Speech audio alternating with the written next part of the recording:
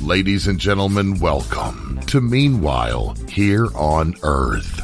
This program features in-depth conversations with the leading names in the subjects of UFOs, abductees, the paranormal, panel discussions, and the very best and brightest of the next generation of writers and researchers. Meanwhile Here on Earth, the show breaking new ground in alternative talk with your intrepid host, veteran investigative writer and researcher, Peter Robbins.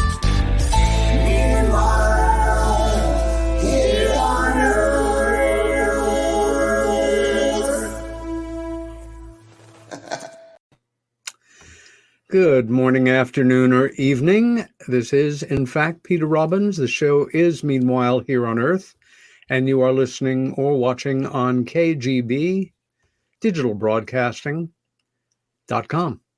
I'm going to dispense with any opening remarks. We have a return guest who is always compelling, and a dear friend and esteemed colleague. And I know we have a lot to talk about. I will say, in the interests of full disclosure, that my guest and I are recording this on Tuesday, July 5th, the day after the 4th of July, because today, as you listen, Monday the 11th, I believe it is, I am either in transit back from the MUFON Symposium in Denver, or I am home, but very glad to not be doing a 2-hour live show. That understood. Stephen Bassett is a political activist, disclosure advocate, and the executive director of Paradigm Research Group, better known as PRG. It was founded in 1996 to end a government-imposed embargo on the truth behind extraterrestrial-related phenomena. Stephen has spoken to audiences around the world about the implications of disclosure, specifically meaning the formal confirmation by heads of state of an extraterrestrial presence engaging the human race. He has lectured around the world on the political implications of UAP-ET phenomena and given over 1,200 radio and television interviews. PRG's advocacy work has been extensively covered by national and international media, including being featured on CNN, Fox News, MSNBC, The Washington Post, and The New York Times. In 2013, PRG organized and conducted a genuinely historical event, the Citizens' Hearing on Disclosure at the National Press Club in Washington, D.C. In November of 2014, PRG launched a 2-year political initiative out of Washington that injected the ET issue into the 2016 presidential campaign. PRG will soon launch a new project based out of Hollywood, California, and Washington, D.C. Stephen Bassett has appeared in many documentary films, and his lectures and interviews are well represented on YouTube. His main website is paradigmresearchgroup.org. And Steve, it's a pleasure to welcome you back to Meanwhile Here on Earth. Or it will be a pleasure as soon as you are on camera and with me. And there he is. Can you hear me, Stephen? Houston, we have a problem. I can't. I'm sorry, Peter. I can't hear you. One moment. I think I can hear you now. Excellent. Sounds like the old AT&T commercial. Yes, I can hear you now. Okay. Right. It's good to be with you again. Yeah, it's great to see you, Steve. You are not in your normal haunts of Washington, D.C., in an undisclosed location, several stories below the Capitol building. You are out west in another legendary location, Hollywood, California. Yes, I now have a small place in Hollywood, California, and of course I have my place out in Washington, D.C., so I am fully bicoastal, and that's been my goal throughout my entire life, was to be bicoastal, and having achieved that goal, I may retire, once you've hit go out on top. Yeah. I'm glad we're doing the show today. Yeah. there's been a lot on my mind, and I want to share some of that for those, even if they don't want to hear it. Why don't we begin by you doing just that, Steve? Sure. Your show has a wonderful title. Meanwhile, here on Earth. I mean, this is so cool, right? I've told you that before. Because it implies, well, there's something going on Earth. And meanwhile, let's talk about that. But it implies that there's something going on off Earth, right? Yes. Okay? In other words, we could have another show, Meanwhile, off Earth, right? And of course, we know that. We know it's exactly what is happening. Yeah. And right away, that just brings up a whole range of things in my mind. I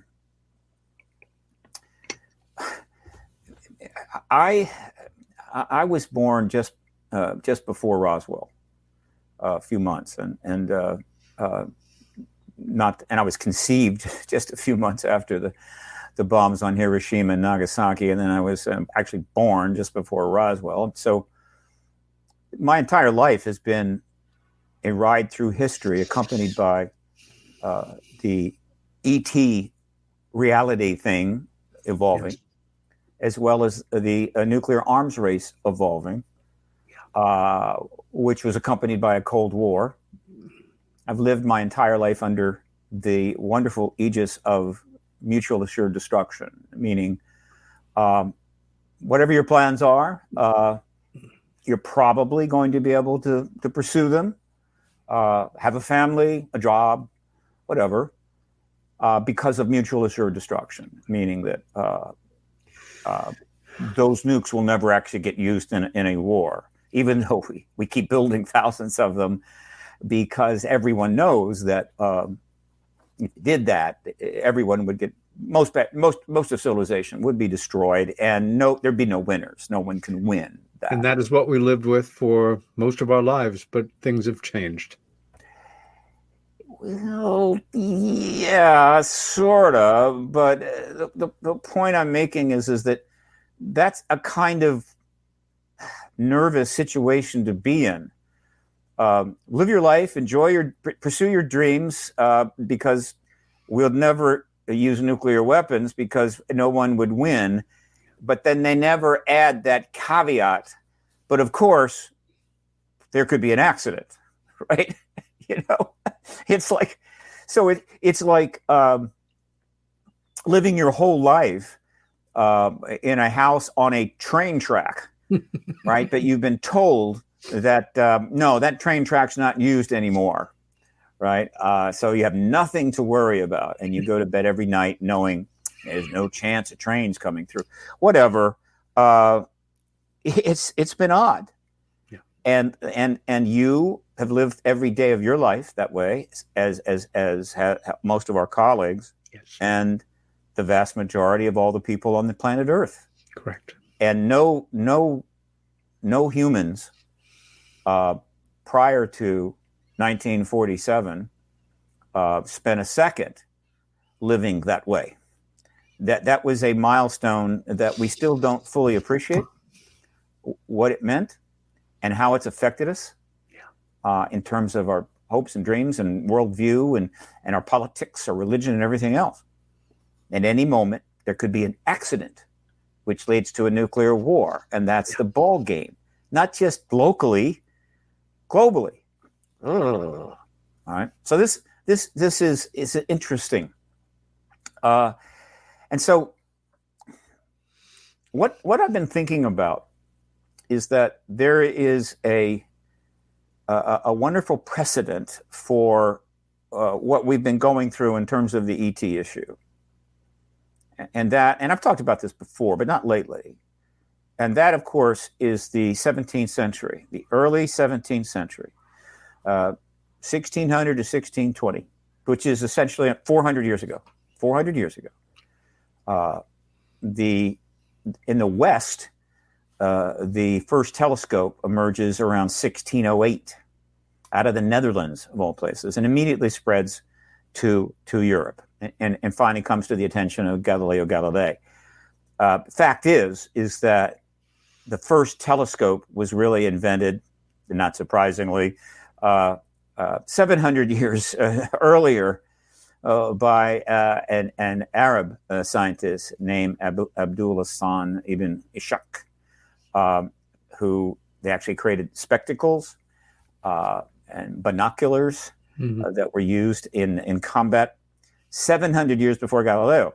And so we don't talk about that here in the West because the West has a certain view of history, and that view is that if it wasn't invented here, it doesn't matter. I get that.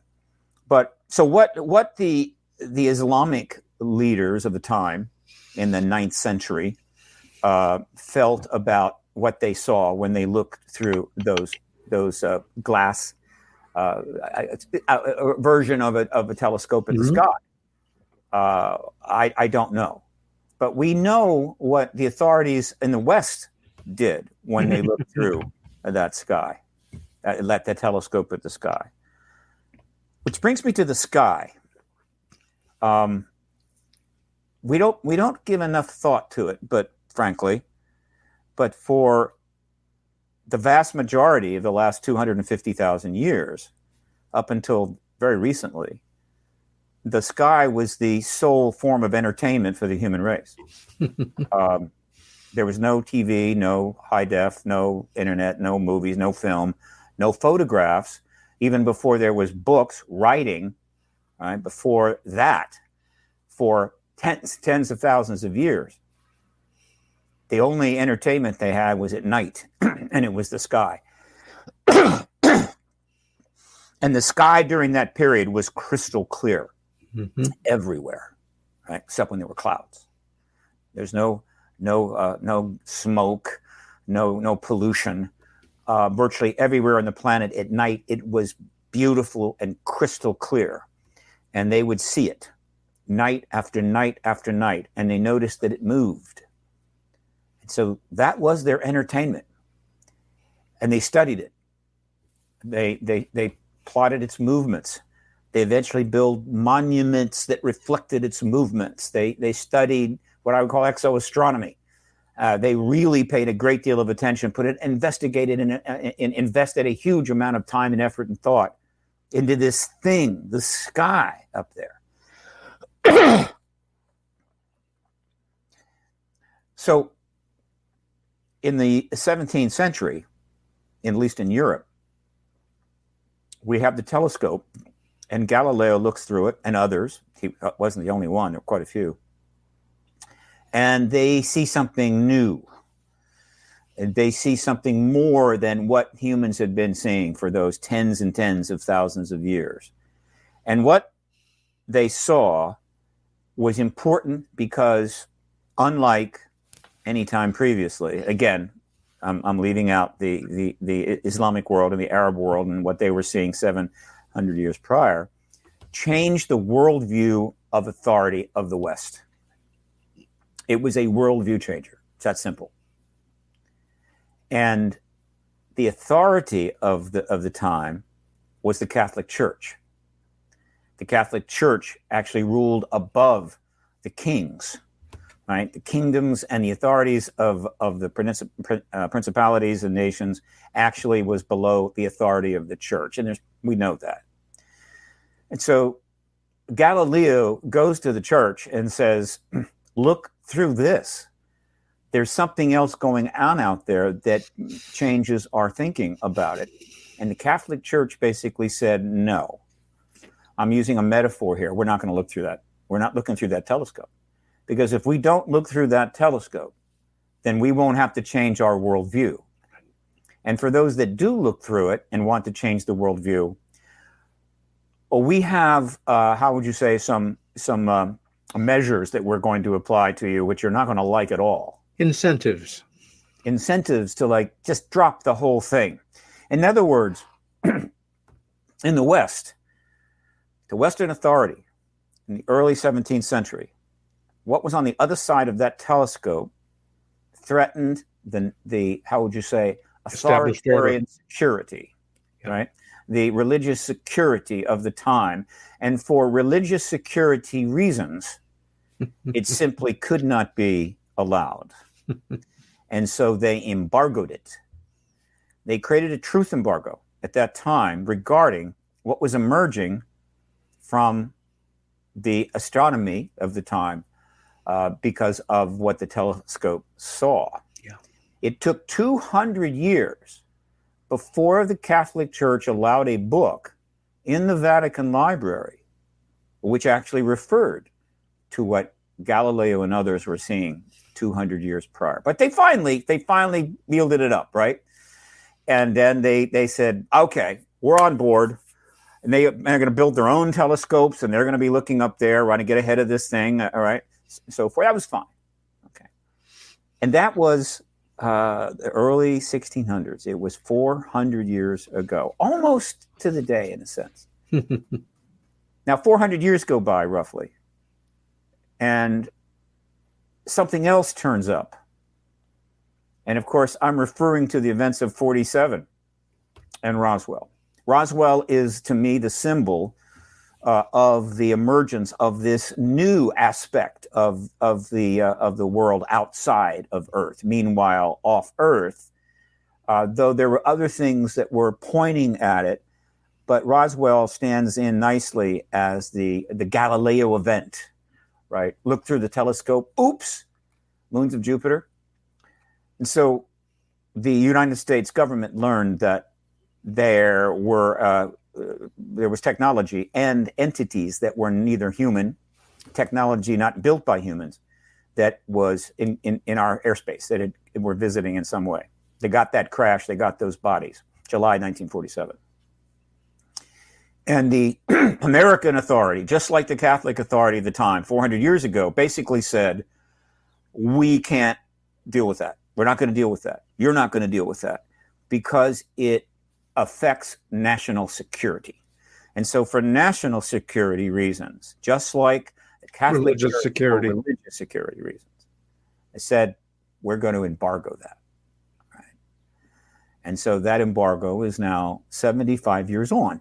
And there were a lot of people, just as in the 17th century, every day, a few more people got their hands on one of those little telescopes, started looking through it. That was happening. It happened in Asia because the Chinese dynasties got it about 6 years later. Now they're looking through it, and so it's spreading. But the Catholic Church held fast, right? And so it's same thing here. Every year that passed since 47, more people started to figure it out. Started to see, oh, I see what's going on. And so the government had to, how would you say, institute measures to ensure that, well, we don't want to get this out of hand. All right.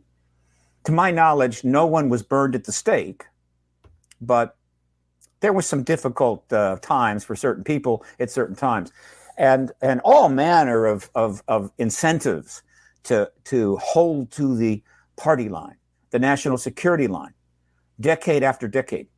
Again, it took the Catholic Church 200 years before they finally yielded on this, in a sense. The symbolic yield, meaning we will actually allow a book on the subject in our library. I think there was some yielding prior to that, some softening here and there. Modern times move faster. So it's taken 75 years, in this case, for that book to turn up in that library. And it is about to be put into the library. 75 years is how long this embargo lasted. It will end very soon. And I don't know if we should be proud of that or ashamed of that given the vast access we have to information and self-education and all that we've learned about science and the world in general, cataloged, understood, that it took 75 years before the obvious was acknowledged by the ruling authority. I would say that's not something to be proud of.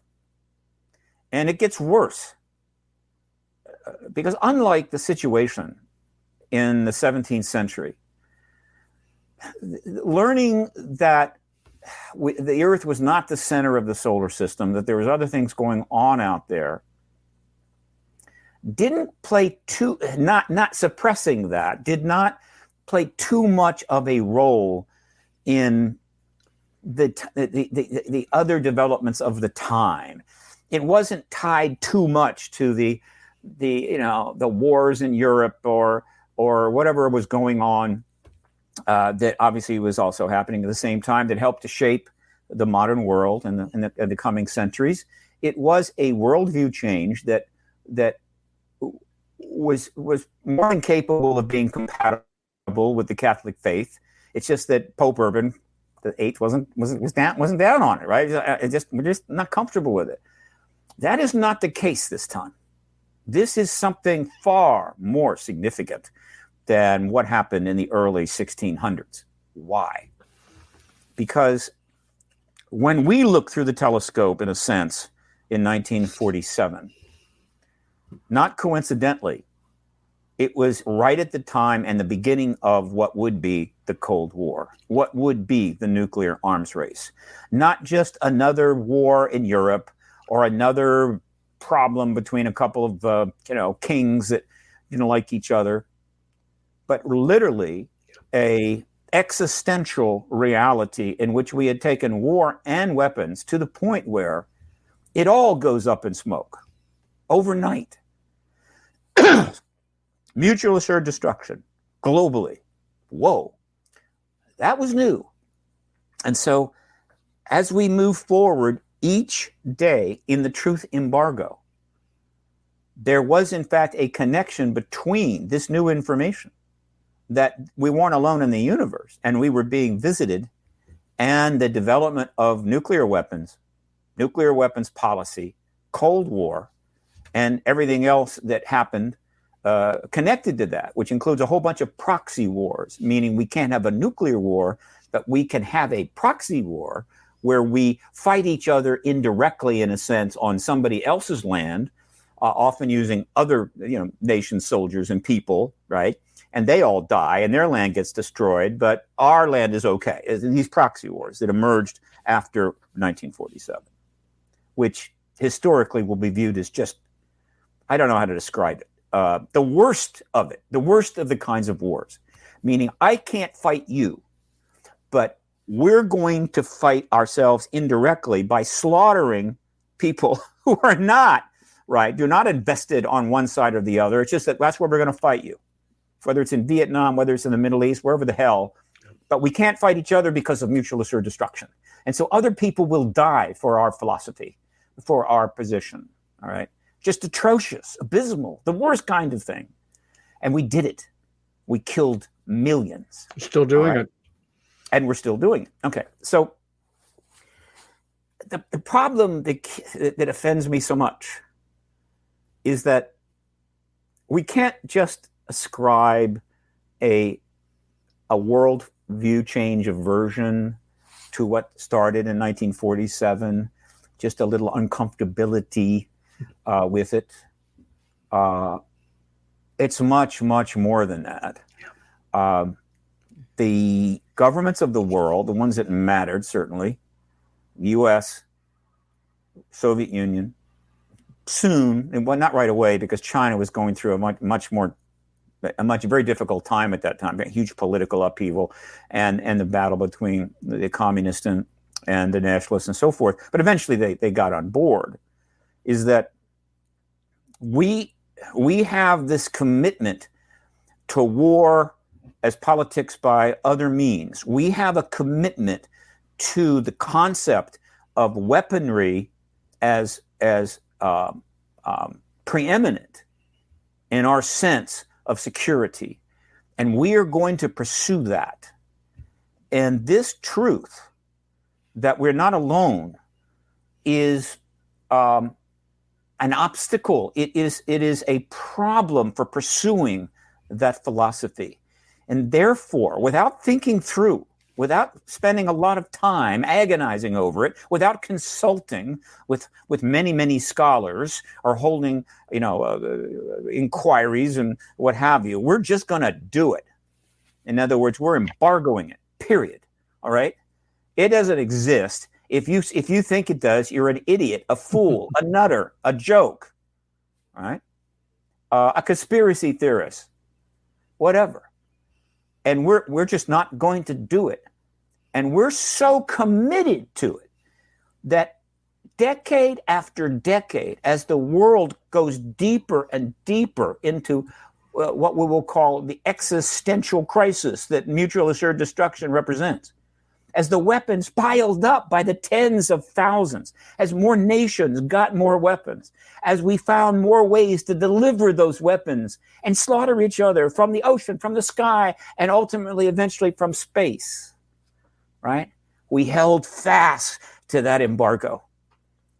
There's no extraterrestrials, right? That can't be. No.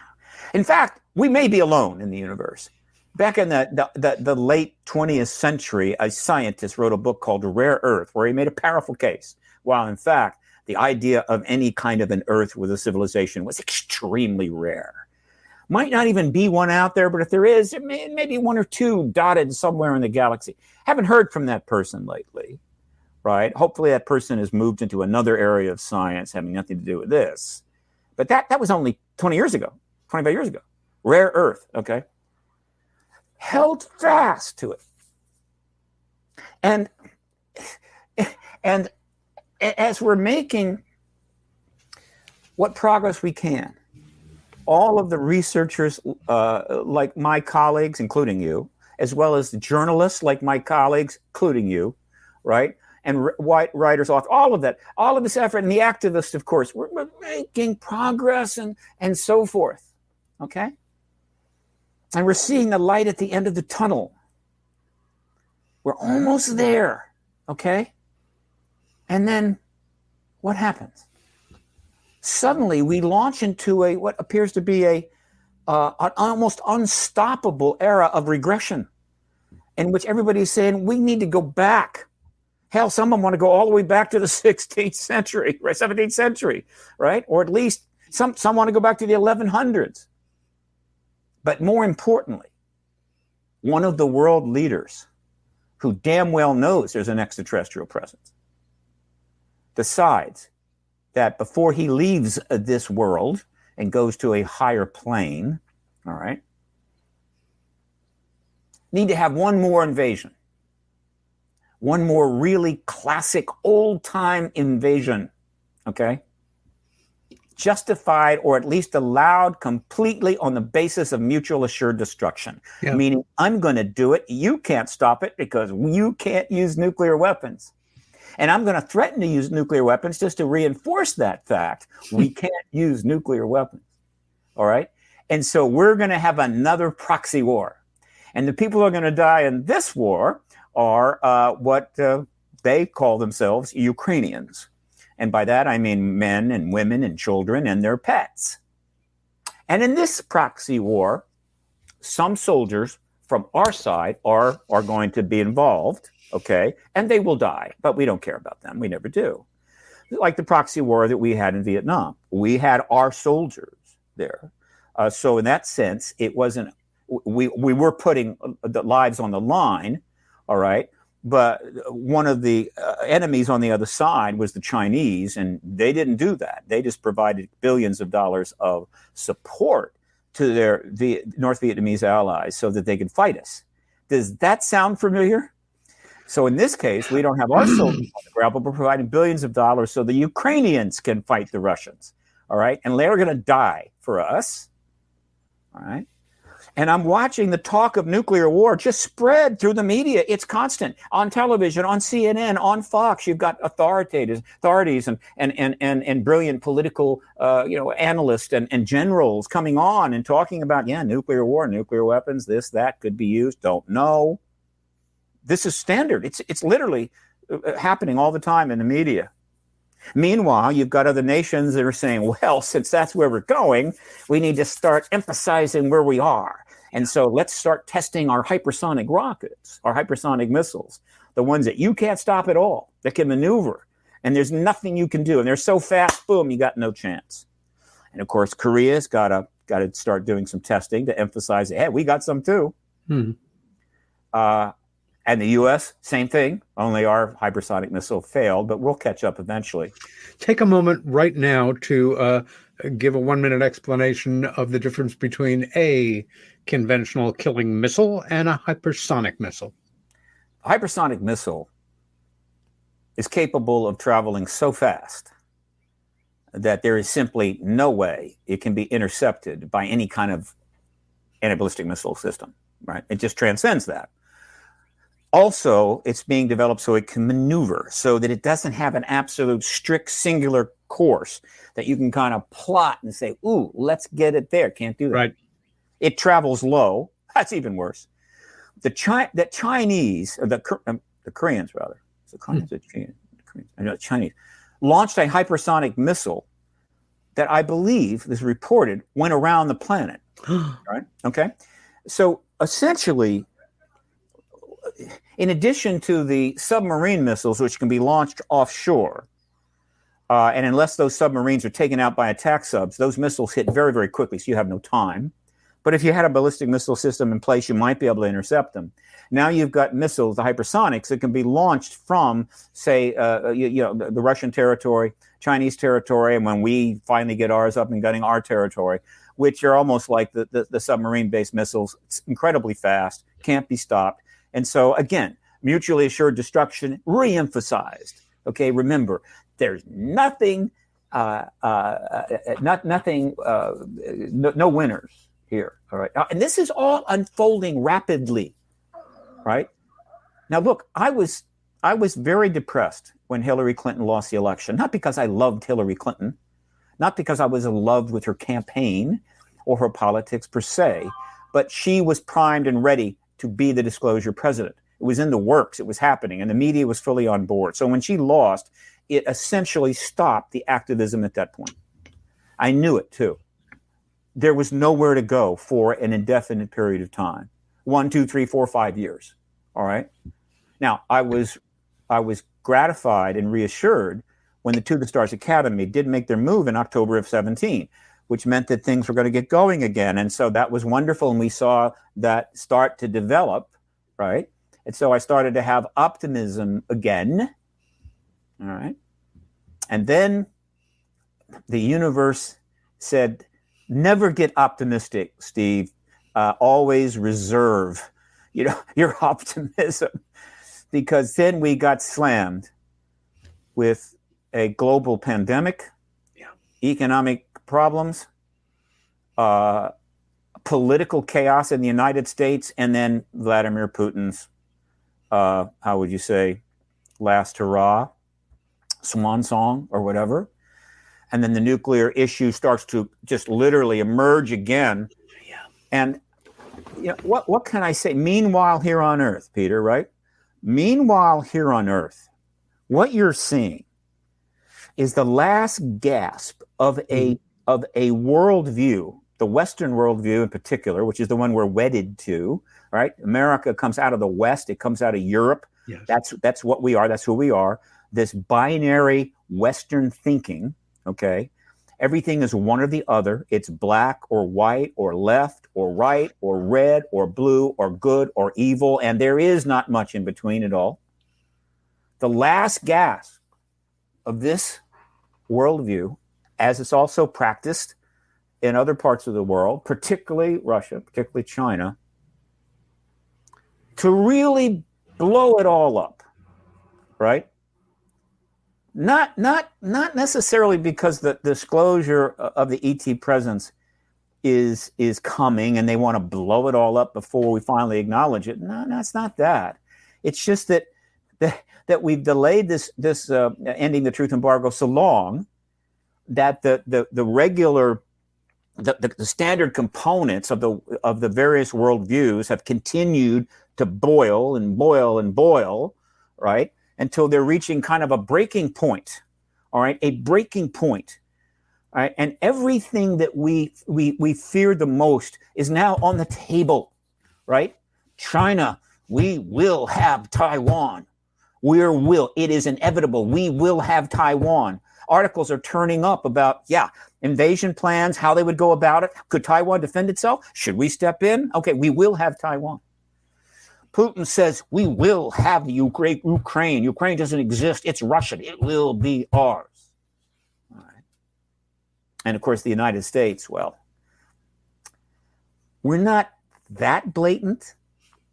We're more nuanced.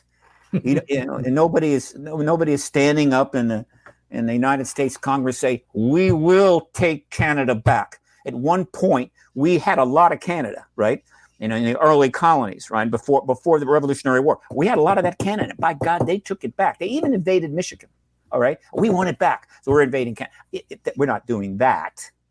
What we're doing is operating under a sort of de facto understood hegemony in which, look, if we feel we need to bomb you, we're going to bomb you because you're not sharing our values, or you're doing something we think is a little unnerving or maybe a threat to us. We will bomb you. Okay, now, most people don't even know this, but let me educate them. The country that has bombed more other countries, has dropped bombs on more other countries since the end of the Korean War, is the United States. We're number one. More than all of the other countries combined. Number two is the Soviet Union. Okay, all right, but it's a distant second. China, nothing. All right, they were too busy building up an economy and trying to enter the modern world as a communist nation, which of course we resent the hell of. Right? How dare you be successful economically? And so the more successful they get, the more we call them an enemy. Because look, wanting to bomb us is one thing, but man, you start taking away our markets and like you are an enemy and we're going to have to take you down.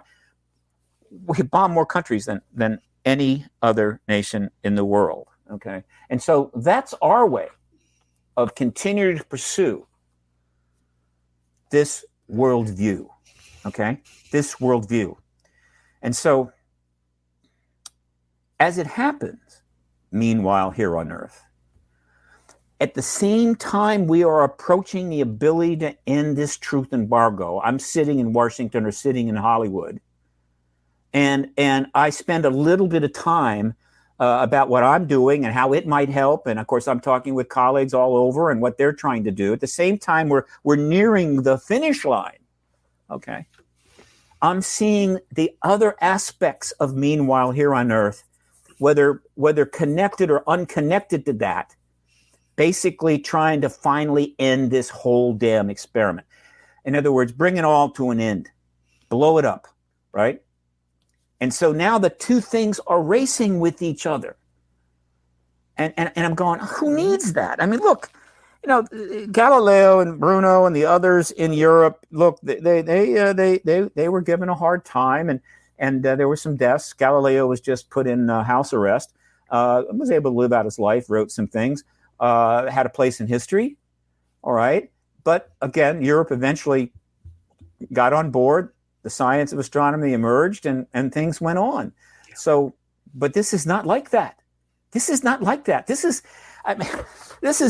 Pope Urban VIII saying to Galileo, look, if you keep pressing this issue about what you're seeing through that telescope, the Catholic Church, using the wrath of God, is going to destroy all of civilization. Right? Not only the Catholics, but the Protestants, Asia, the Arabs, it's all going to be blown to hell because we have that power because God has told me that. I speak to God. I'm a spokesperson for God on the planet. So, you had better cool it. That's the situation we're in. I'm going, oh, man.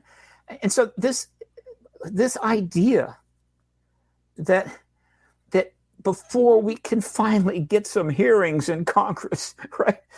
Finally, which we have tried for decades to finally get some hearings for these wonderful military witnesses like Bob Salas and so many others to come up under oath and simply tell the truth in a nonpartisan way to members of our esteemed congressional committees in front of millions of people watching with great anticipation. Before we can, we're almost there, but before we can quite get there, right? The United States is descending into a almost, kind of describe it? Well, they keep talking about civil war. You've got commentators going, now, is the next civil war coming? I'm going, what? Civil war? Okay, right? We're seeing our nation starting to literally shred, right? And it's coming apart again. Is it fixable? Yeah, it's fixable ultimately. All right. But but it's a distraction. It makes it very difficult to look through that telescope and see the moons of Jupiter, right? Because all hell is breaking loose around us. And there's that. Okay. And then, of course, the war in Ukraine continues, the slaughter continues. And because of the nature of the modern world and the nature of just Americans in general, our attention span is very, very short. The Ukraine war is now being treated like a streaming series on Netflix. Okay? In other words, we had season 1 and people were watching it and really talking about it. Right? This is a great series, man. This is gripping. This is exciting. Okay. And then season 1 ended and we had and then another story, another series started running on Netflix, and we switched over to that, knowing that season 2 of the Ukrainian series would start in the fall, right? Okay, all right. I appreciate your tolerance here. No, I think so. What you're saying is incredibly important and just as timely. And so I'm envisioning, the prospect that we're going to have that accidental nuclear war, the one we almost had during the Cuban Missile Crisis. A Soviet sub commander prevented it from happening because he didn't launch a nuclear torpedo when he was told that's what he had to do. That's or right. when a missile-based commander like Robert Salas, right, faced with an actual go launch codes coming into him, because of certain missiles launched out of Scandinavia that they got tracked wrong, just didn't quite buy it. And so he refused to launch. And so, and there's been other instances of that. All right. In other words, the accidental nuclear war, we've dodged about a half a dozen of them. And go on the street and ask the first 1,000 people you meet and say, do you know how many times we've almost accidentally had a nuclear war? They're going to say, we accidentally almost had a nuclear war? I had no idea. And by the way, what are nuclear weapons? I'm not familiar with it. Whatever. Okay. And so again, those in the know, like the national security people, they know all this. And you know this, and I know this, but most people don't know this, but we're one accident away.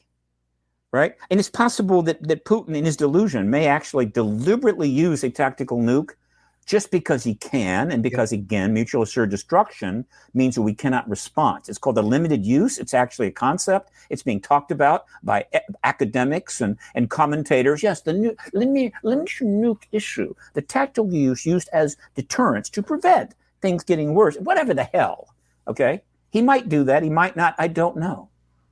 Right? The idea that before we can finally look through that telescope, or get our government to look through the telescope and say, wow, that's a game changer right there. We're going to literally have the nuclear war we've been trying to get. I just simply can't tell you how much angst that generates. It's like, in other words, this is a Greek god thing, okay? The Greeks understood this, right? That the entire nuclear weapons age, the entire Cold War, is probably the greatest act of hubris the humans have ever conducted. Wouldn't you agree? This is hubris at the highest level, right? We have the power of the sun. We will use it or not use it as we choose. We can blow everything up, right? Yep. Lavrov and Putin are going on media, and they are talking, and I'm not making this up. They're talking about the fact that their hypersonic missiles, and again, believe me, the United States will make the same thing in a heartbeat. We're probably working on it right now. Their hypersonic missile holds a series. In other words, it's a MIRV, right? It's got multiple weapons in it, but these are very large multiple weapons.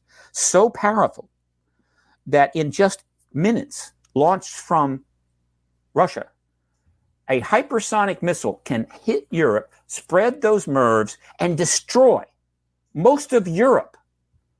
One missile, right?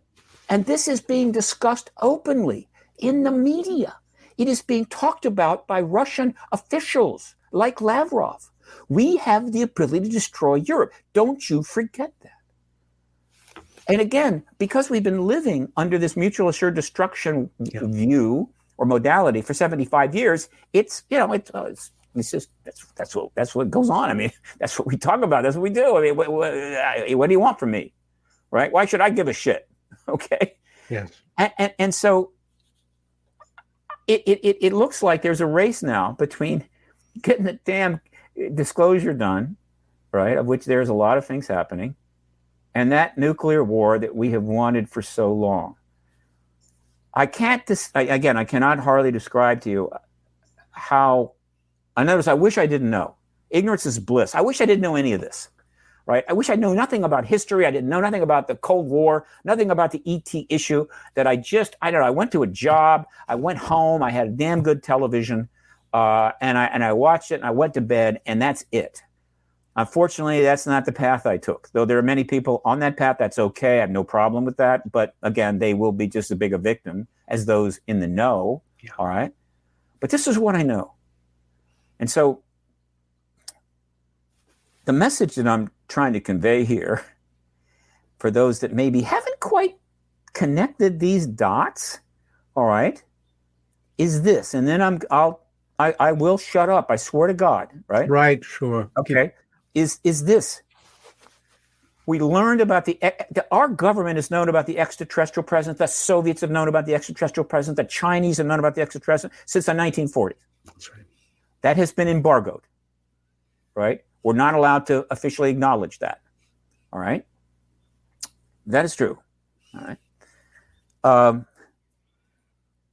The extraterrestrial presence of the many things we know about it, and we know a lot, probably the single most important thing that we know is not that they make hybrid children, though that's pretty interesting and almost cool in a way, is that they repeatedly turn off our nuclear weapons. I mean, one of the reasons that the Pentagon and the Air Force absolutely refused to deal with the nuclear weapons tampering people like Salas and Schindel and all the others is that one thing they knew they could not in any way publicly engage. They would very much like if all those witnesses, how would you say, I don't know, die and never came back.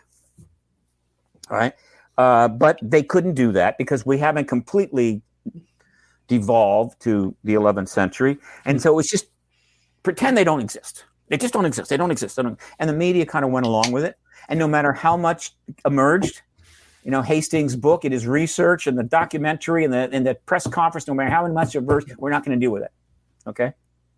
And because they didn't deal with it, because the New York Times didn't deal with it, because the Washington Post didn't deal with it, then the vast majority, almost everybody in this world, still to this day doesn't know that the ETs have repeatedly turned off our nuclear weapons.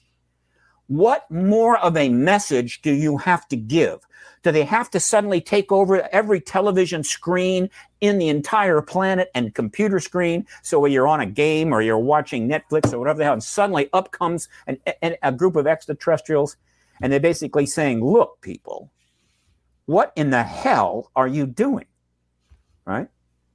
There is a galaxy of civilizations doing quite well out here. A few of them did blow themselves up. We feel bad about that. But, it happens. But nevertheless, you are a highly advanced civilization. And you have got 20,000 nukes with 3,000 still on an instant launch capability. What in the hell are you doing? Is that what they have to? What they've chosen not to do that for whatever reason. Okay.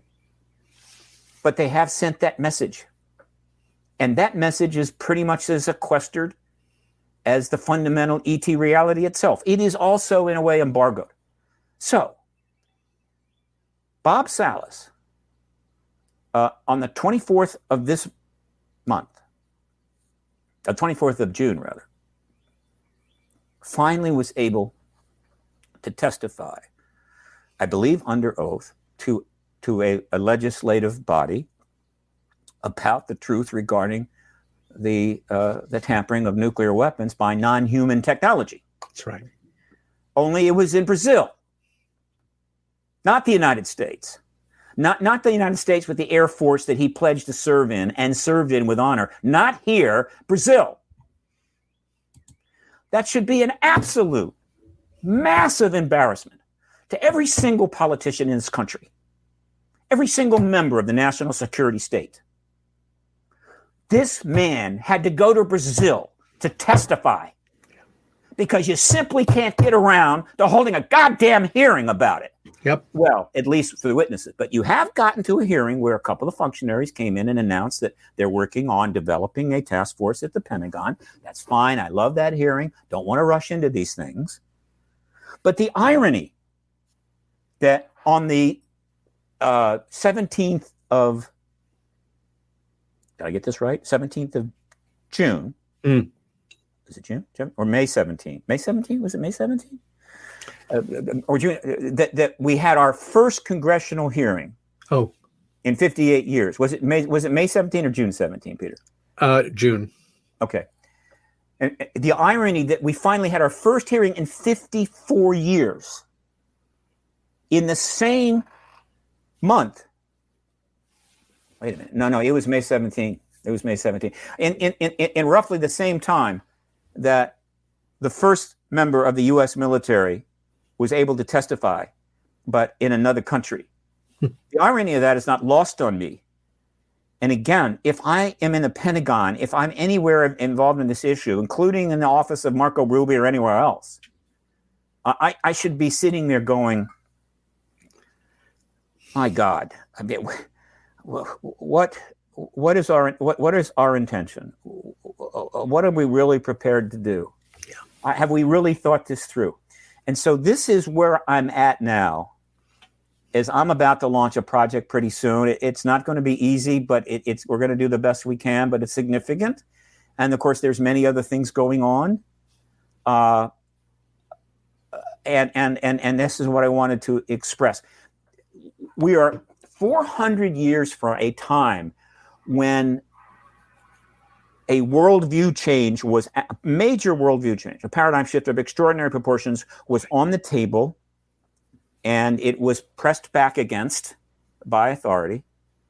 And 400 years later, in a much more intensive way, a much more profound way, we are in the edge of a massive worldview change again, and the authority is pressing back against it, right?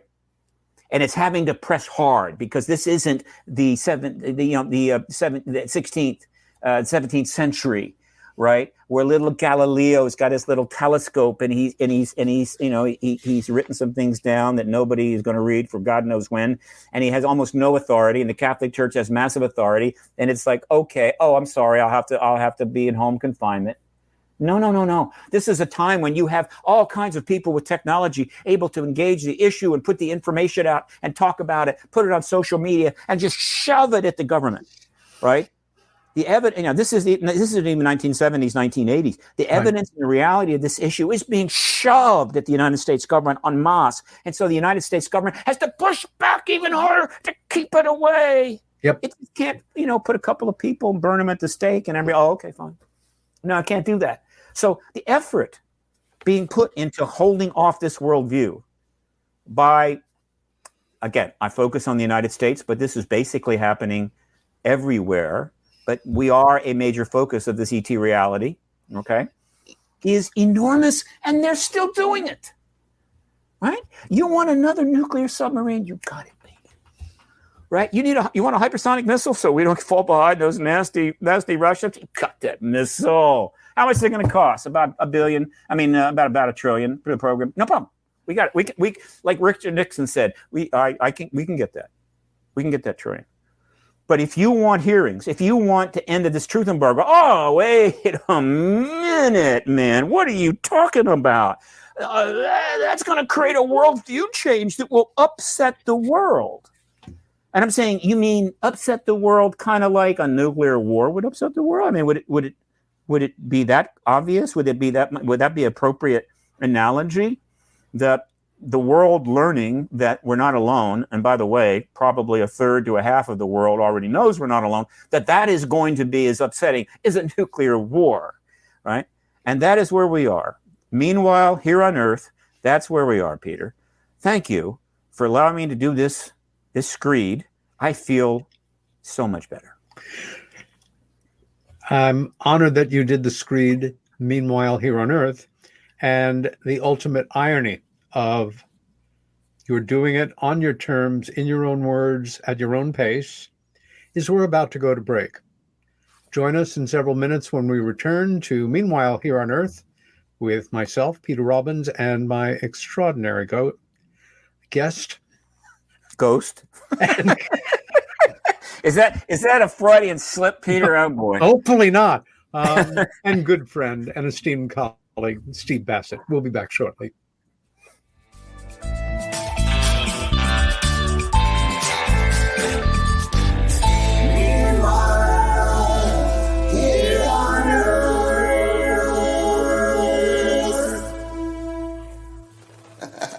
Hey members, the new KGRA DB app is now available on iOS and Android devices. Gain on-demand access to any KGRA DB programming. Download any show directly to your mobile device to listen or watch on the go. Go to the App Store and search KGRA DB. Scrolling all day, time can disappear. Wanna make it count? Why not volunteer? Posting pics of your food, that takes up time. Time, you've got time To binge all of season 9, though it got so bad. Time, you got time. We're gonna grow back and be the same browse you had. Just a few hours to keep families from harm. Help us end home fires, but sound the alarm. Volunteer for a day to install free smoke alarms in your community. Discover the Observation Deck, a one-of-a-kind virtual event platform that takes video conferencing to the next level by using avatars to navigate a campus. There's so many areas and activities to choose from. There's a 1,000-seat auditorium, an expo hall, a nightclub, and even a beach. So come attend a conference, take a class, or hear a lecture on the incredible Observation Deck campus. Go to theobservationdk.com.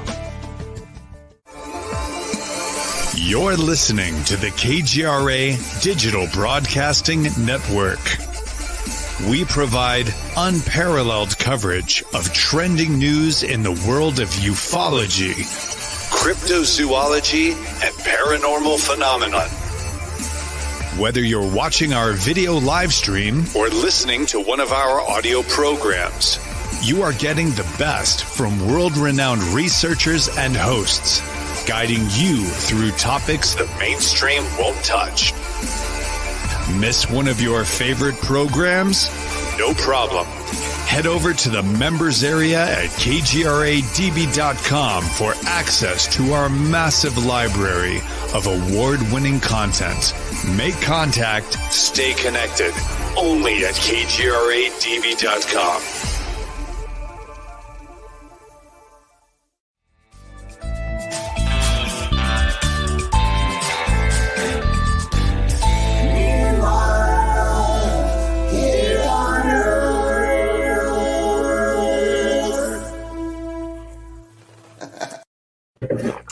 And welcome back to Meanwhile Here on Earth with my special ghost, Stephen Bassett. That was a wonderful little slip of the tongue. May you never be a ghost for many, many years into the future. Before we return to this whole paradigm-shifting discussion, a bit of a commercial word. KGRA, Digital Broadcasting, has literally thousands of programs going back years, with the most extraordinary selection of guests, hosts, right up there with any major network in the world. In order to access them all at any given time, all you need to do is subscribe, which you can do by the month or by the year, at I think a fairly good rate. Making it even more attractive is the fact that if you are interested in subscribing to KGRA and you use my name, Peter, as your subscription code, you will get a full 30% off your monthly or yearly prescription.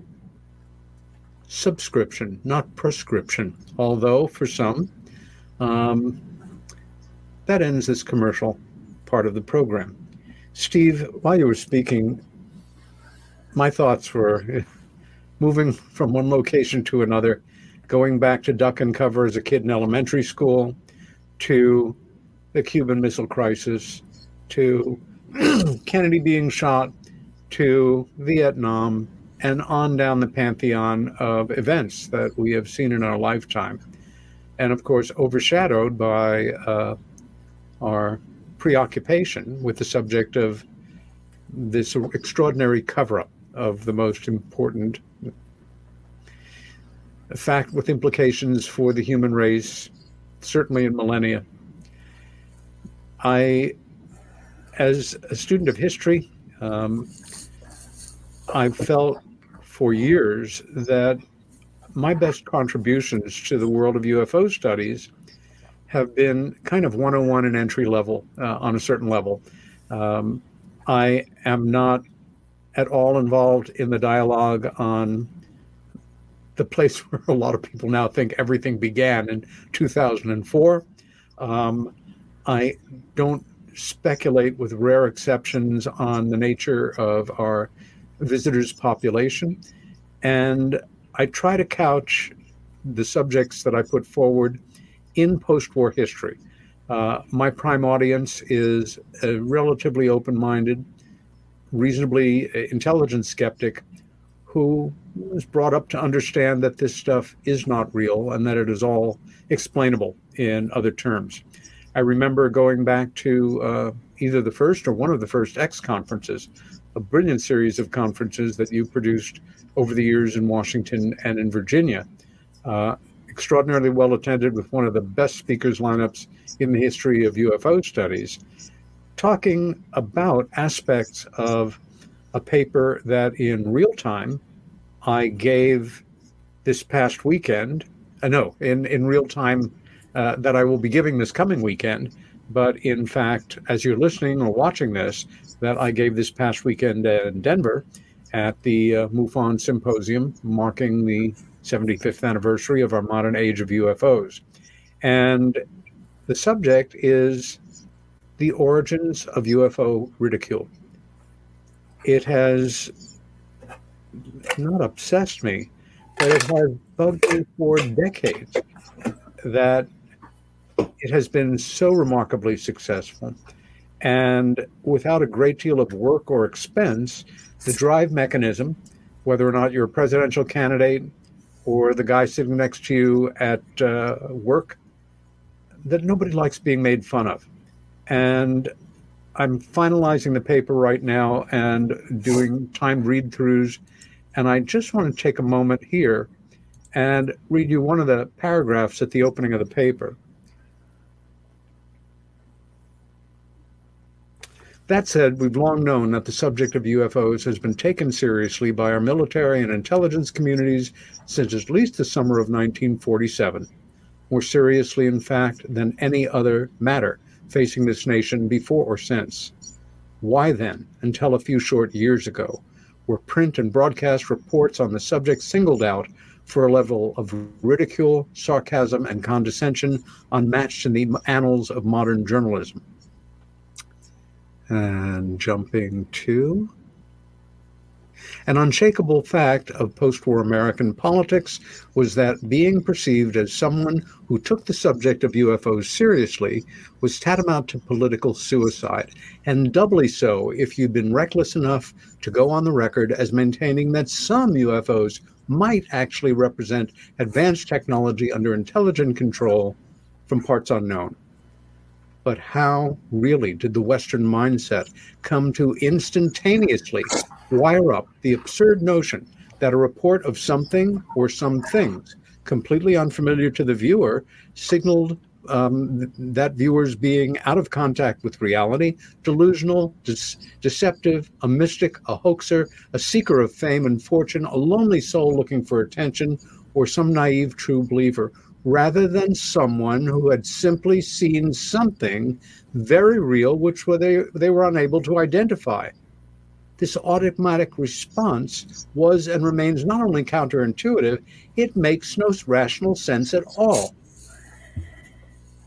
The fact is that, again, only until recently, this was what we were in great part up against, no matter how reasoned the argument, no matter what the evidence, no matter what the credibility of the witness, the mantra was ingrained in the summer of 1947, it can't be, therefore it isn't, therefore it's something else. And my job as a journalist, a scientist, a media talking head or reporter is to explain it in terms that will allow you to understand that whatever it is, it's not that. Now we are in this, I won't even say transitional period. And when you started to speak, and I got a sense of where you were going with it, I thought, isn't that interesting? Because the question I was about to ask you to start with was kind of a microcosm question in the moment around the same dynamic that you were talking about. And it was basically this. Here we are on July 5th, rather than a week from July 5th when our listeners or viewers are hearing us, at a moment in the American timeline where we have just passed the officially acknowledged 75th anniversary of the modern age of UFOs. It's been something that a lot of us have been anticipating would be an opportunity to see a fair amount of rational coverage, dialogue, debate, perhaps some features in respected print and broadcast, and something happened. Well, number one, we right in there were bracketed by two of our wonderful all-American mass murders, Supreme Court decisions that sucked all the air out of the room. And I thought, how ironic that the Supreme Court announced their decision to suspend, do away with Roe versus Wade on June 24th. And I remember, as I feel, I understand how passionate so many people feel, I think, about what they see as the moral and religious issues involved. My feeling is, unless there are absolutely extraordinary circumstances, and I may catch hell on this, I could care less, that nobody has a right to tell any woman what she should be doing or not doing with her own body. That is her decision, or between her and her family, or her family and their physician. That said, I caught myself laughing in a dark kind of way, thinking what I'm not thinking here, not being conspiratorially wired into the fringes of the internet, is the Supreme Court members sitting around saying, let's drop the Roe versus Wade thing on the 24th of June. That'll absolutely blow any potential 75th anniversary of UFO coverage out of the water, and that's part of our mandate here. Also, climate change, the price of gasoline, the escalating conflict in Ukraine. In this sense, as we've moved into the summer, where do you feel we stand in terms of continuing to get out the word, promote, keep the public reasonably and rationally informed on this progress of this subject, as opposed to where we might have been had not all of these circuses, sideshows, tragedies, and other affairs superimpose themselves on this moment in time? I'll answer that question, and then I'm going to continue with your dialogue. Two very important analogies. I'm a big analogy guy. It's because you brought some things to mind I want to get into. But look, right now, here is my most favorable timeline. It's just my most favorable. I can't really assess or ascribe a certain percentage to it, but here's what I think will happen in the next couple months. One, the January 6th hearings will end later this month. I don't think it's going to go on too much longer. They really want to get it done before, quote, our Congress goes home for their summer vacation. Right. Not that they couldn't be called back, but they still. And shortly thereafter, there will be indictments that are going to come down from the Department of Justice regarding high-level American officials. And that's going to be big news as well. No question. Big news. Not quite the same kind of focus that the hearings are getting, because this is a very visual thing, and you've got these things being watched by millions of people, and the press is all over it. But I think indictments will be big news, but it's not quite in the same way. I think by early August, there is no reason why, and again, there's these various schedules, but when you're talking about hearings, the only people that need to be back in town for a hearing is the members of the committee, not the entire Congress. And so say the Senate, I don't know how many people in the Senate intel, I think it's like maybe 15 or something, or 14. Just 14 come back, and the chairman, and they can hold hearings, and they'll be just as important as if the whole Congress is in town. I think the chance for hearings again to start in August is very real. The next hearing will either be another, I think, could be a subcommittee hearing like the one we had, the House subcommittee, chaired by Andre Carson, with a couple of more functionaries coming up from the DOD with more information about how things are going and that kind of thing. Just sort of another, in other words, it's like the entree is preceded by two early courses before you get to the entree, as opposed to one. Or we might jump right to an intel committee, because the next major, the one we're looking for is an intel committee hearing, okay, for witnesses. And that could happen in August. Once one of those takes place, once a reasonable selection of military witnesses actually sits down under oath with the cameras on, televising and archiving this to the world, the process will be unstoppable. It will accelerate very quickly. We just need that one out of the way. The moment the world hears even a modest amount of testimony under oath, okay, it's not the same thing as reading it in the New York Times. It's not the same thing as watching it on a podcast. Under oath in front of that makes it absolutely real.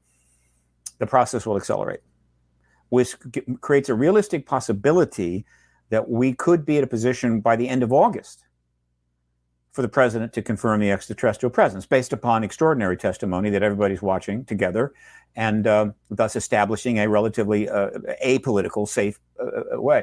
Do I think Biden knows about the ET presence? Absolutely. That's not the same thing as being able to tell the people about it and have it work. And so we could, by the end of August, have a situation because of the testimony of many, many military witnesses, some of which we don't even know exist, but will turn up. The president can confirm the extraterrestrial presence. Okay, say by August, September, which is September, October. So it will be about 2 months before the election. Now, what does that mean? It means that, and this is really important, it means that for the last 2 months of the election, not the primary candidates, they're pretty much will have been selected by then, but the actual candidates for 469 offices, federal offices, meaning that all the congressional members and 33 or so Senate candidates.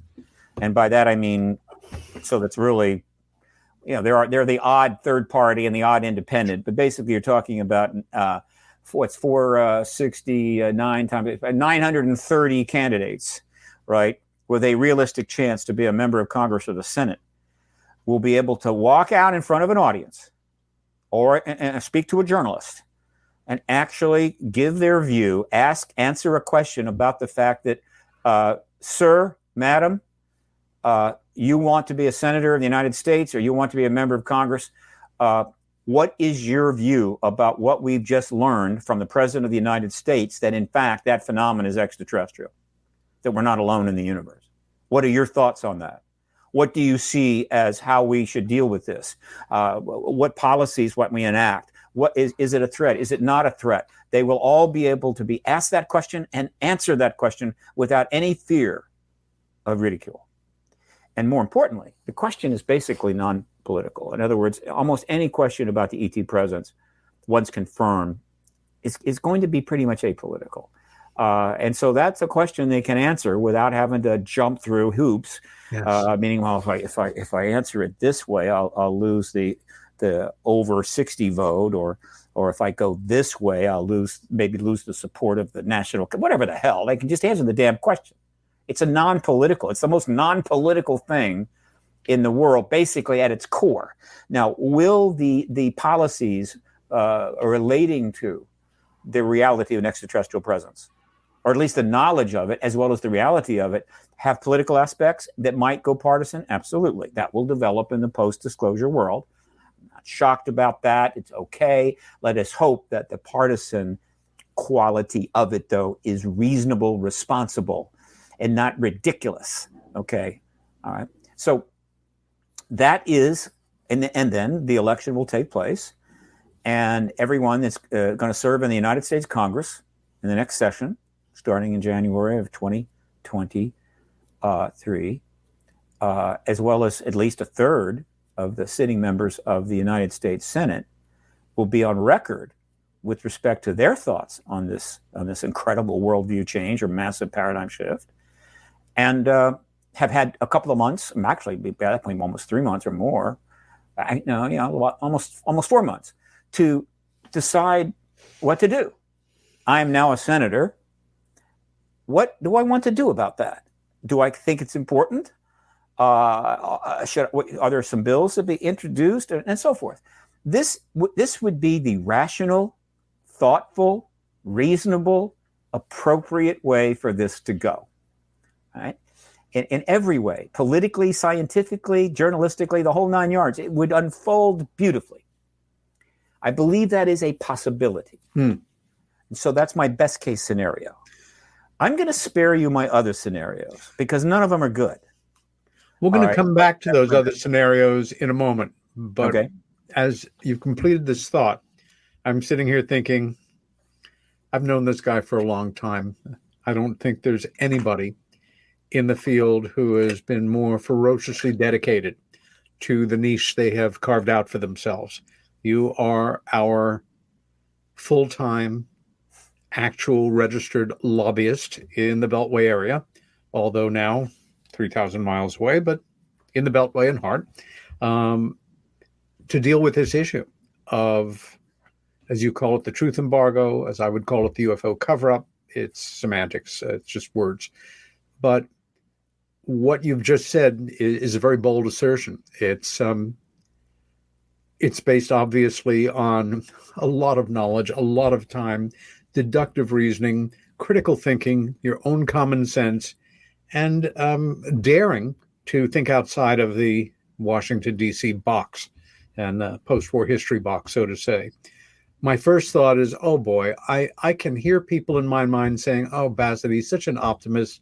You know, he's just not in the real world about this whole disclosure thing. He's been saying it's around the corner for years, but it never happens. And I'm thinking to myself, what an incredibly extraordinary chess move this would be in the world of American holographic chess at this almost explosive moment, very sadly, I think, tragically, in the history of this very young democratic republic experiment that is fraying at the edges so badly that you don't have to be some conspiracy-driven thinker to realize we are on the edge of, well, we're lingering on the edge of tremendous crisis.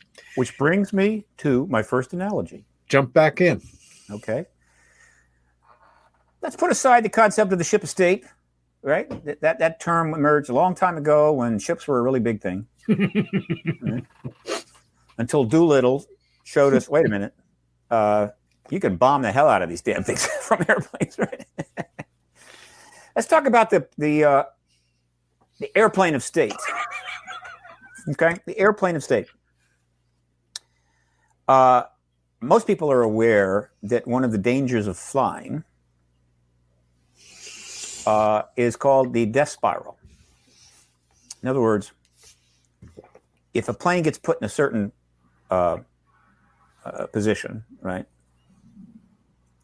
it can go into a spiral and you can't get out of it. The heavier the plane, they tend to have jets. Whether it's, I'm going to confine this analogy to your basic single engine, maybe double engine, propeller plane. But I think it also applies to jets. But let's confine it to the propeller plane. Anyway, you get into a flat spiral, and you can't get out. In other words, you're going to continue to go around and around and around. You're going to crash into the earth. Okay, death spiral.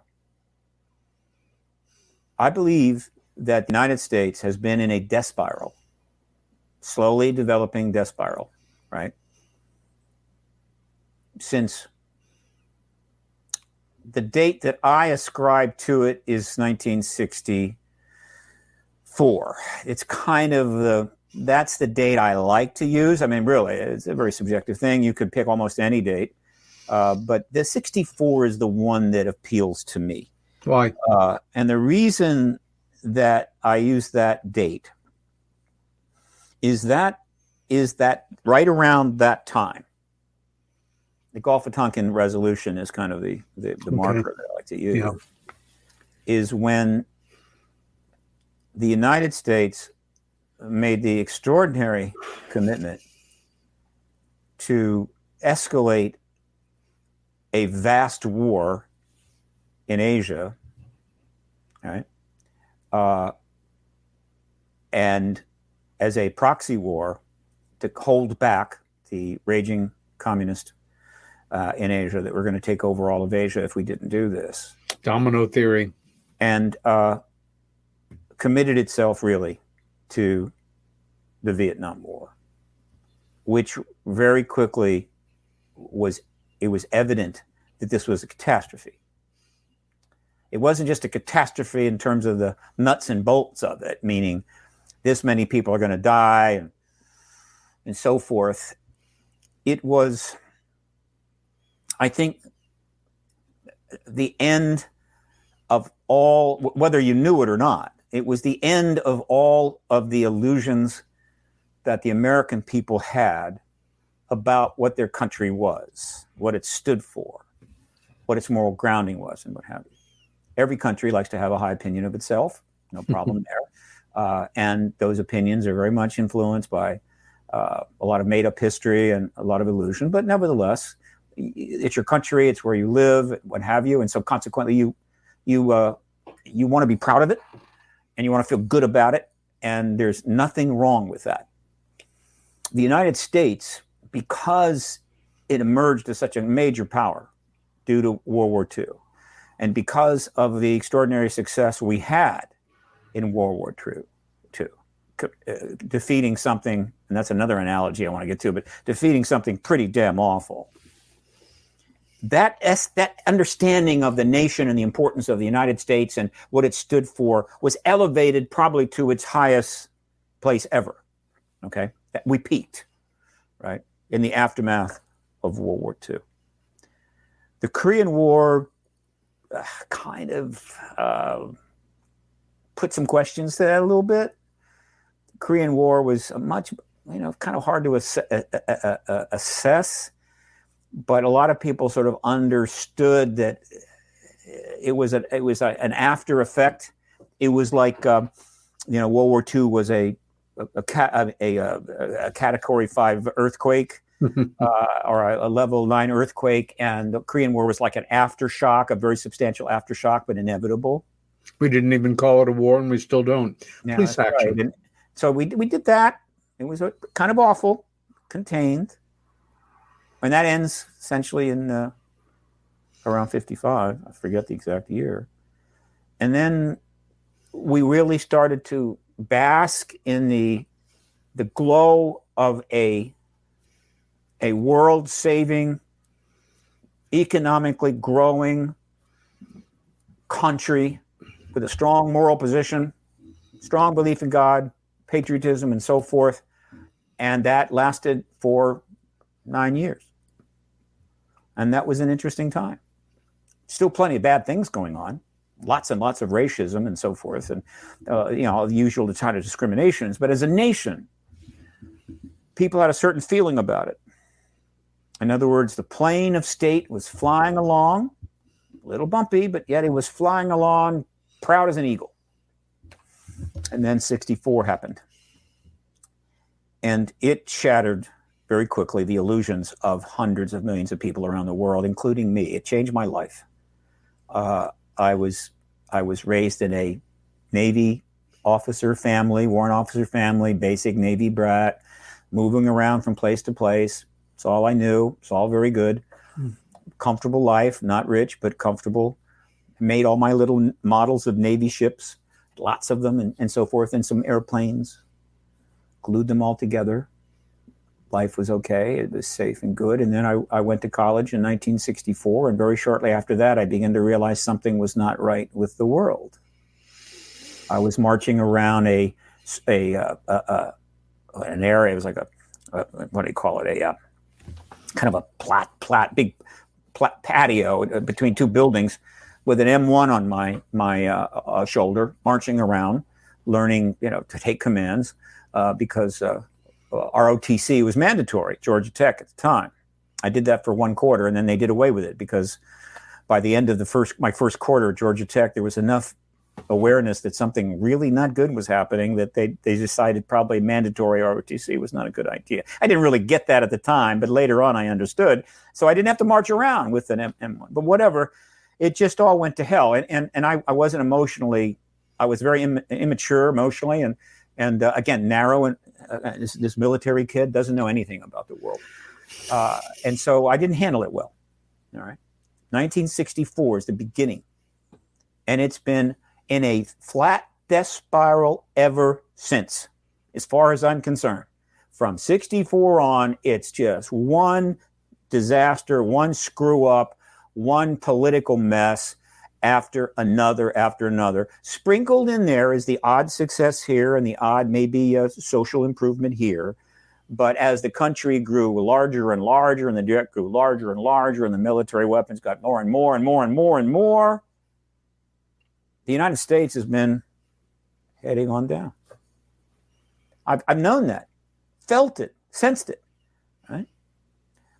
The vast majority of all of the nations, sovereignties, sovereign municipalities, empires, kingdoms are all gone. Right? We got 200 now. All right, and some of them will be gone pretty soon. Right, so America is not guaranteed a permanent life. No, not at all. Most democracies don't last long at all. They tend to be difficult to maintain. Okay, but for good reasons. They're difficult to maintain because there's things about them that are incredibly important and valuable, but those very things are vulnerabilities at the same time. That's right. So our sustenance is not guaranteed. We know that. Okay, so and we're in a death spiral. So when we hit the ground, that's the end of the game. Now, I felt that way for a long time. That has not helped my worldview. It has not helped my ability to get up in the morning and go get them, start up a couple of companies, make a couple of $100 million, whatever the hell. It didn't help. It's very depressing. And in fact, I've watched through my lifetime as huge numbers of people who feel pretty much the same way have basically checked out. We have the highest use of antacids and opioids and drugs in the world. I mean, people, why do people do that? Why do we have so many alcoholics? Why do we have so many obese people and so much diabetes? I'll tell you why. Because that worldview I just described has been going on, and people know at one level or another, either conscious or subconscious, and it's not helpful to their emotional health. And so they turn to escape of every kind in order to get away from it. If we've learned anything about the American situation, American society of this time, it is riddled with angst that didn't just show up yesterday. It's been building for decades. Okay, we are riddled with it. Okay, and it's showing up everywhere. Okay, and I don't want to go into that, but I'll just mention one thing. This angst has led to something that I felt was a common sense, inevitable thing. At some point, we were going to start celebrating the 4th of July, not by shooting fireworks, but by shooting each other.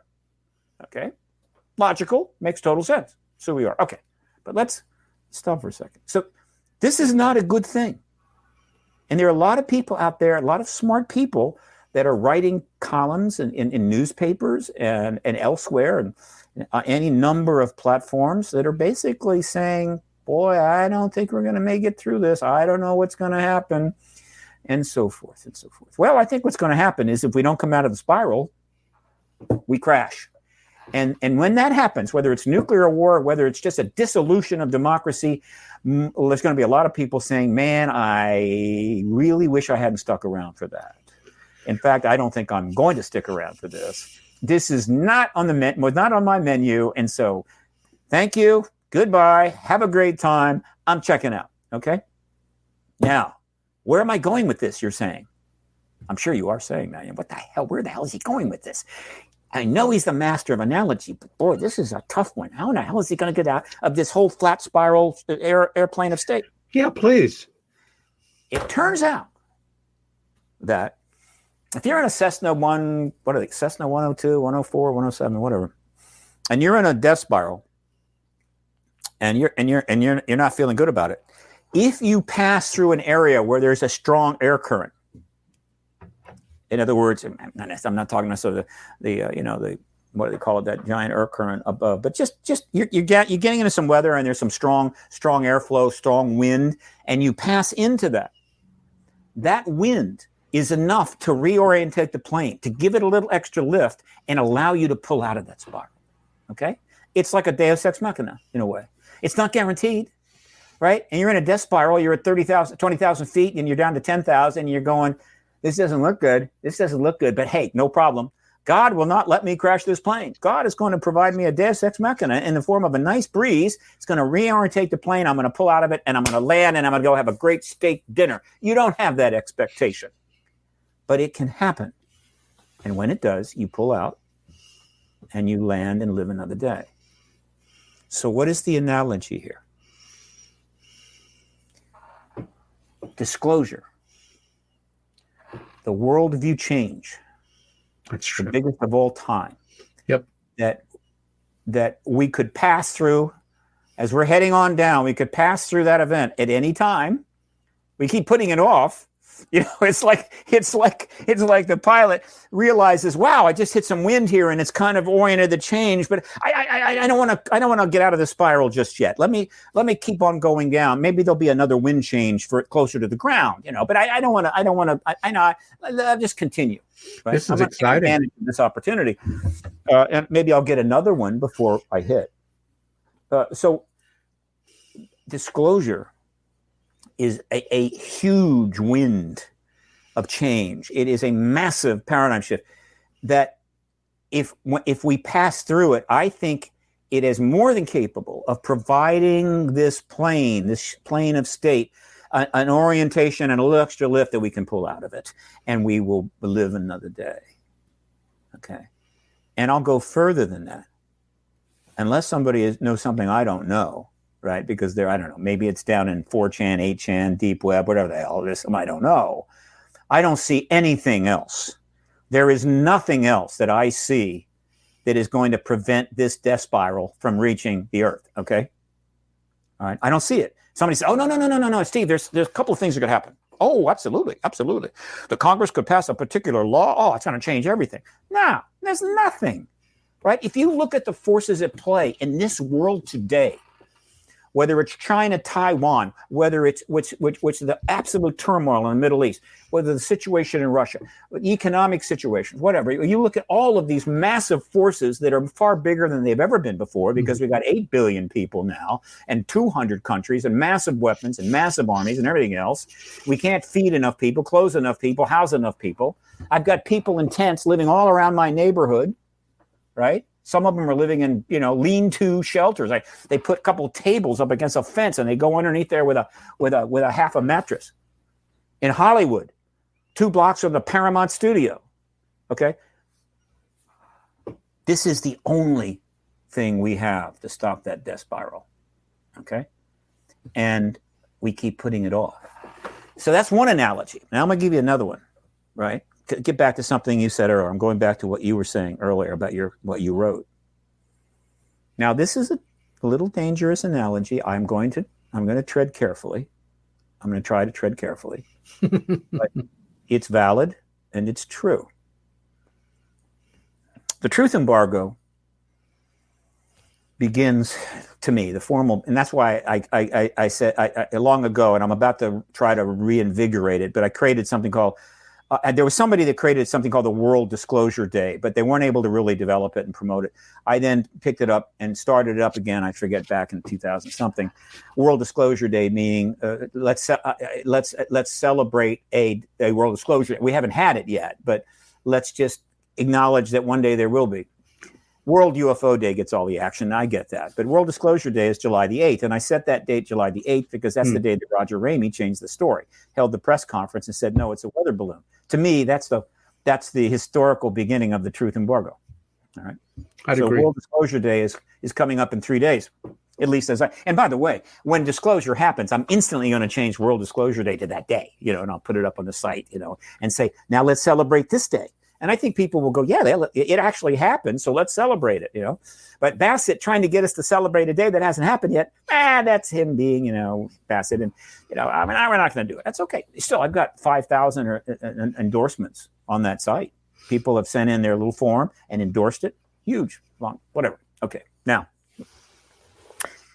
essentially what happens from that day going forward, at its core, is a massive propaganda campaign, which nations are very good at, have been good at for a very long time. And in fact, as we reach the modern age, propaganda gets even more sophisticated, right? Much better than it was in the 11th century, the 13th century, or whatever.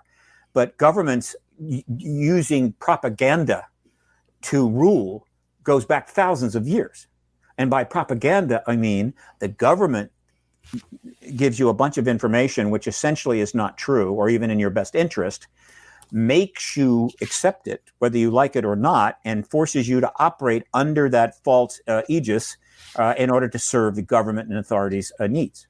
Okay, this has been going on a long time. And so since 1946, that's what the government has done. This is a propaganda campaign. False information, misinformation, suppression of information, harassment, and it's highly sophisticated because it had to be.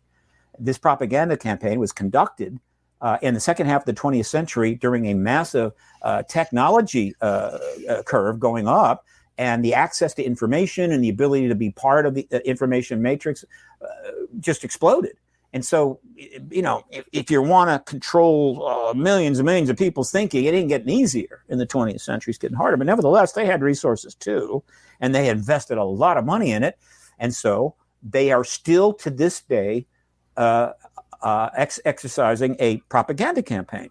So when you hear a number of these people coming forward, I don't want to name names, but there's plenty of them that are coming forward, or people turning up in Congress at hearings. They're not telling you everything they know. They can't tell you everything they know. In fact, they even have to still lie, because the actual process of ending this propaganda campaign, ending this big lie, in order for it to go forward responsibly and work, it's necessary to hedge what you know, what you're willing to say, and operate and stay between the lines to get the job done. Because if everybody just came out and said what they know, it's not going to lead where we want to go. It's going to create a lot of chaos. And so the propaganda campaign continues, but what's happened is the propaganda, ideally we don't want any of that, is now more in service to ending the truth embargo. I'll take that. Okay. But here is where things get a little tricky. This 75-year propaganda campaign, led by the United States, with substantial support and acquiescence from all of its allies, from implicit support from Soviet Union, Russia, and China, not because they really love this campaign, right? Oh, U.S., you got it right. No. Totally different societies. They have even more powerful reasons why they do not want anybody in their country to know about ETs. They just don't, right, by and large. Or they certainly don't want them engaging it. And so they've stood back, and they have not done anything of note to end the truth embargo, as we call it. So that pretty much is the whole damn world, isn't it? Grenada tried to do something back in the 70s, but who the hell cares about Grenada? It's no big deal. Okay, so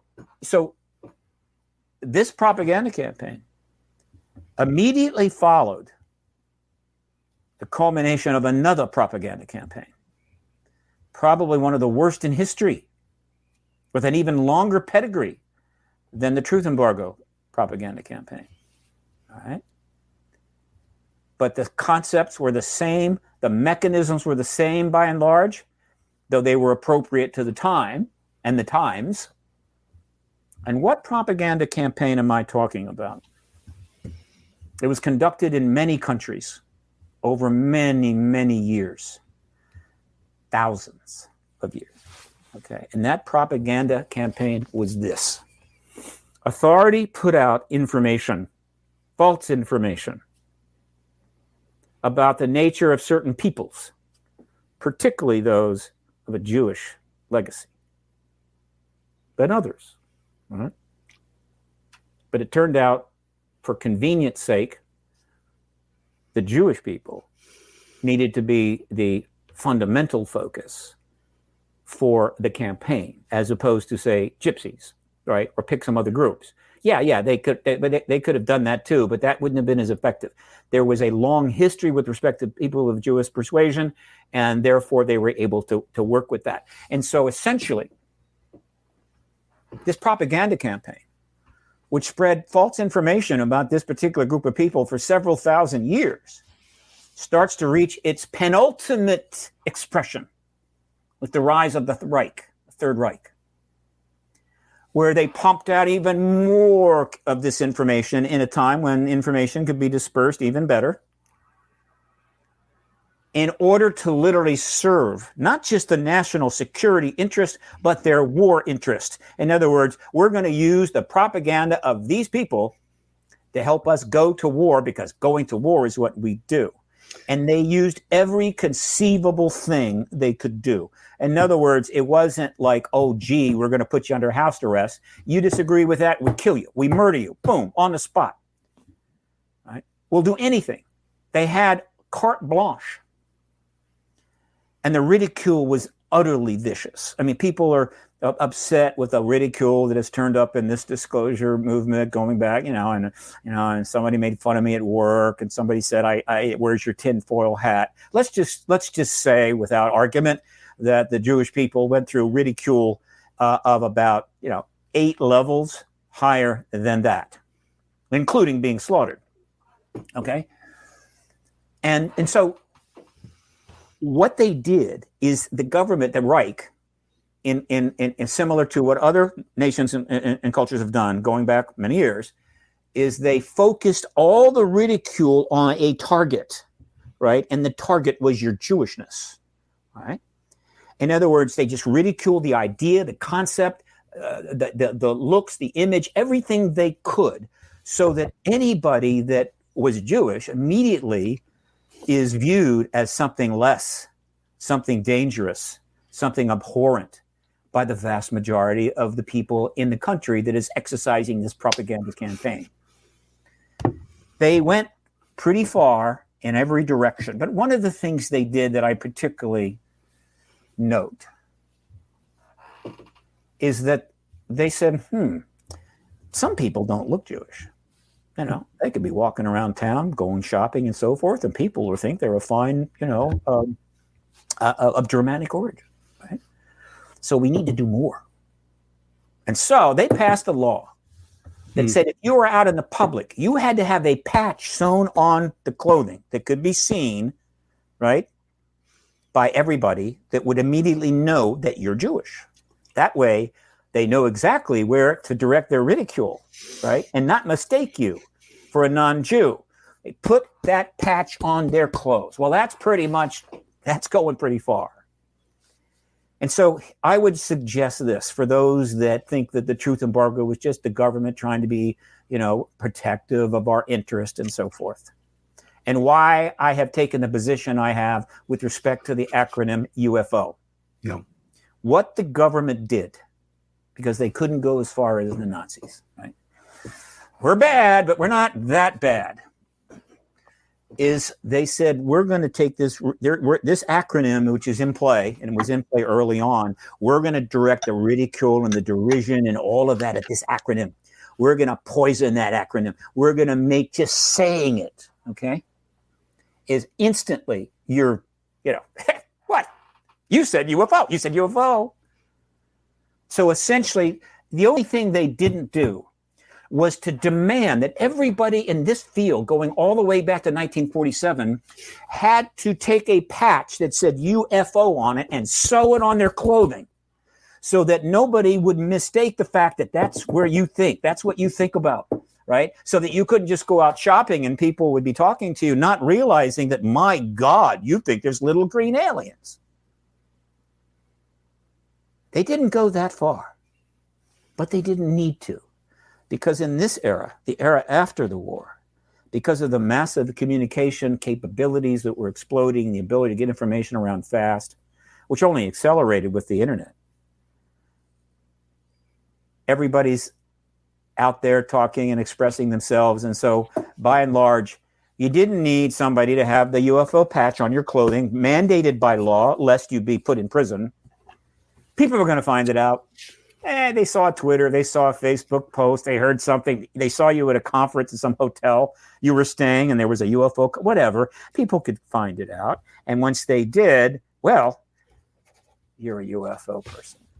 And of course, that was enough, because once that was there, so now you're an accountant at a nice big consulting firm in New York, and then your friends at the discover, oh my God, you've got a UFO library, or oh wow, I saw you went to a conference, or whatever, right? There was nobody in the 50s or 60s or 70s that was going to any kind of a job interview and mentioning their interest in the extraterrestrial issue, thinking that it would be, show them to be a broader thinker and maybe an intellect, and it might help them get the job. Nobody was doing that.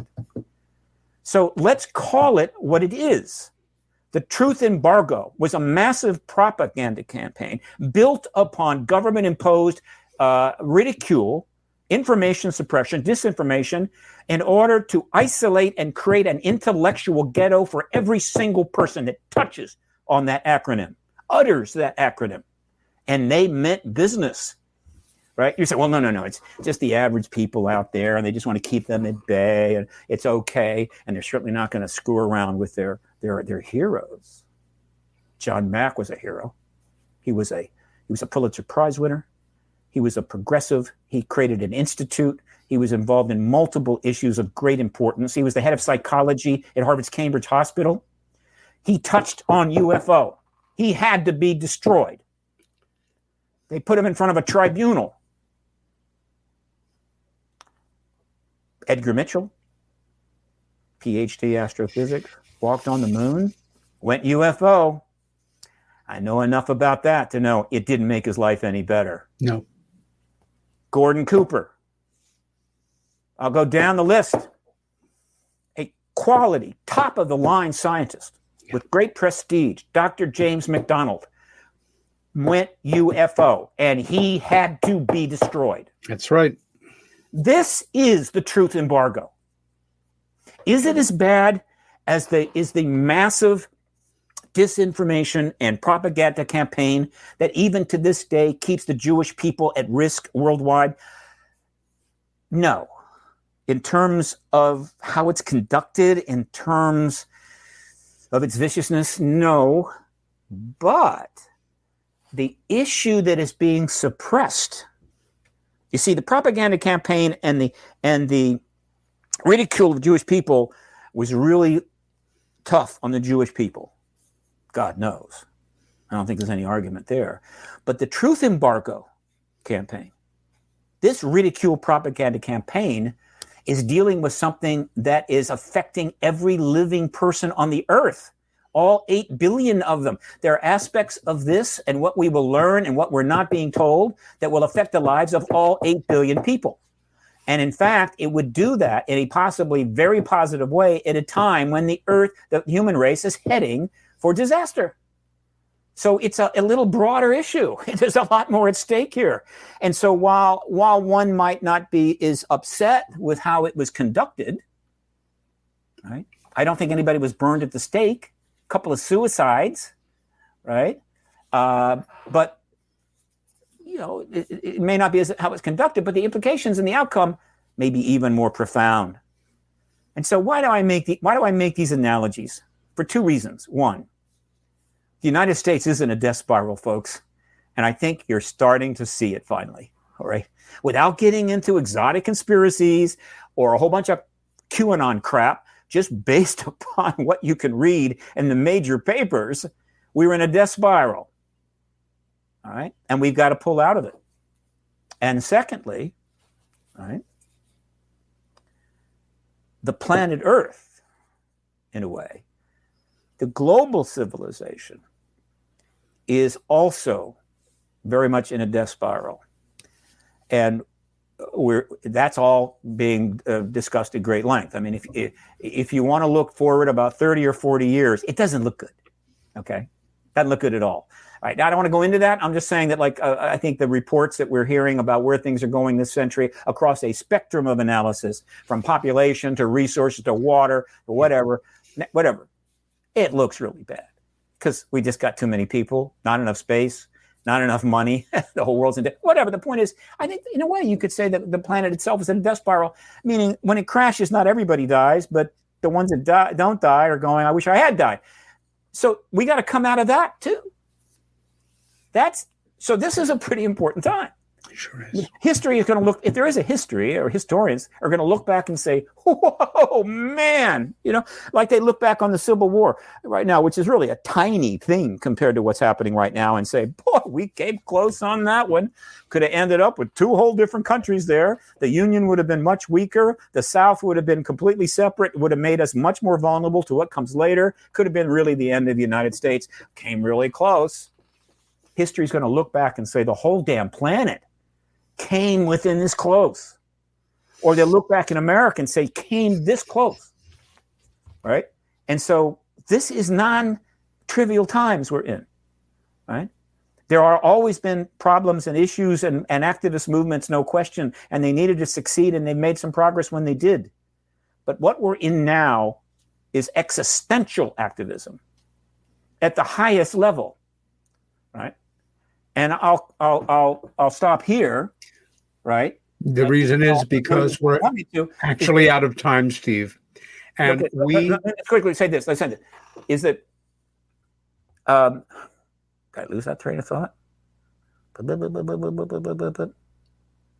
I lost it. Sorry to have derailed the engine. Got my plan across, though. First, you've given all of us a lot to think about, and all the more reason to keep our eyes on November. Vote no matter what. It's so much more valuable than so many people seem to realize. My friend, have a good summer. Continue to do what you're doing. It's such important work. For the rest of us, return here with me next week, where my guest will be activist, experiencer, guide of the beautiful Sedona, Arizona region, and all-round extraordinary UFO researcher, Melinda Leslie. Stay well, fight for what you believe in, and be kind to each other. We'll see you next week.